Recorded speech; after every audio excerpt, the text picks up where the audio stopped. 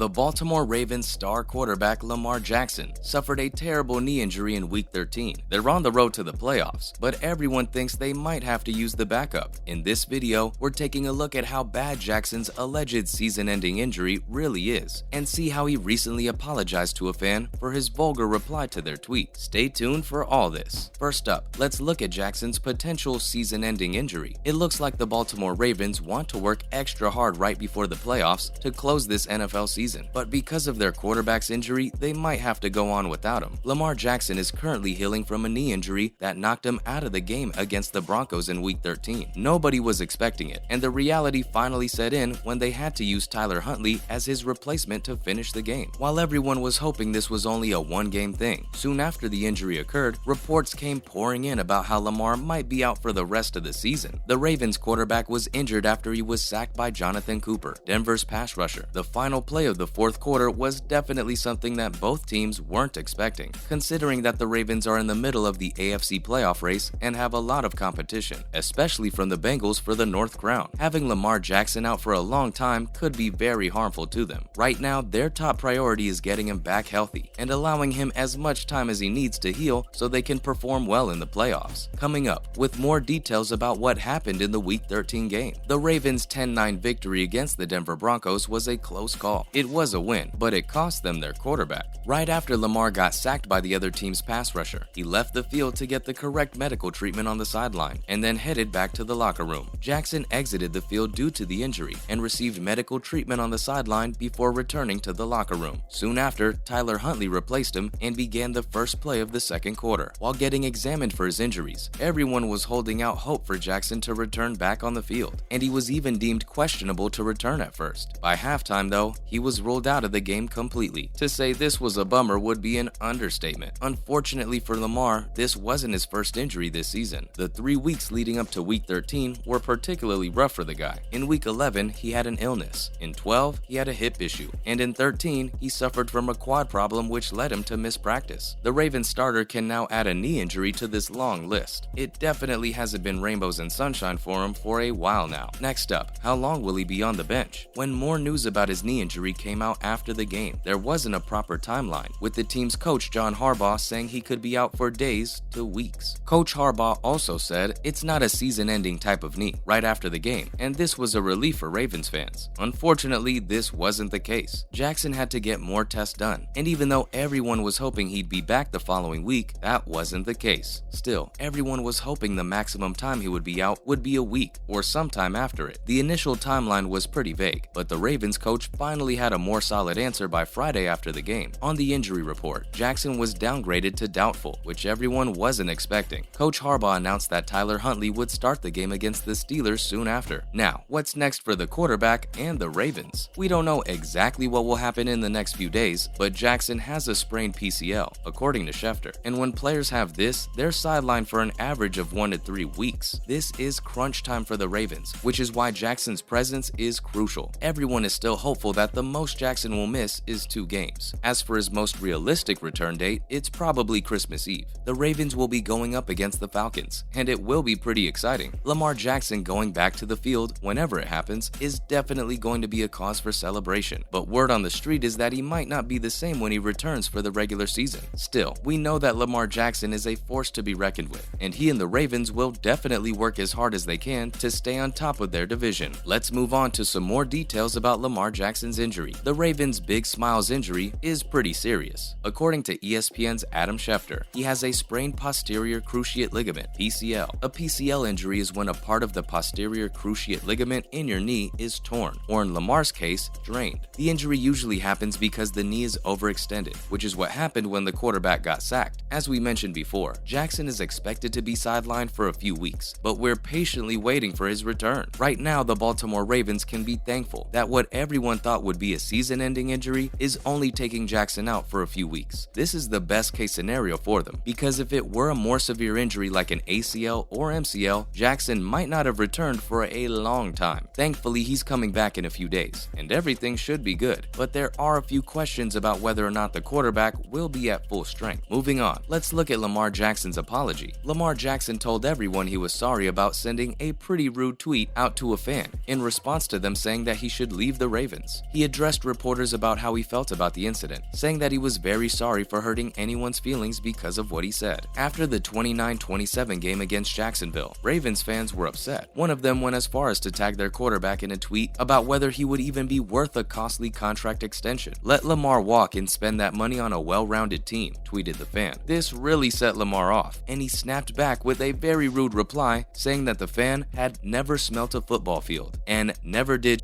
but eat.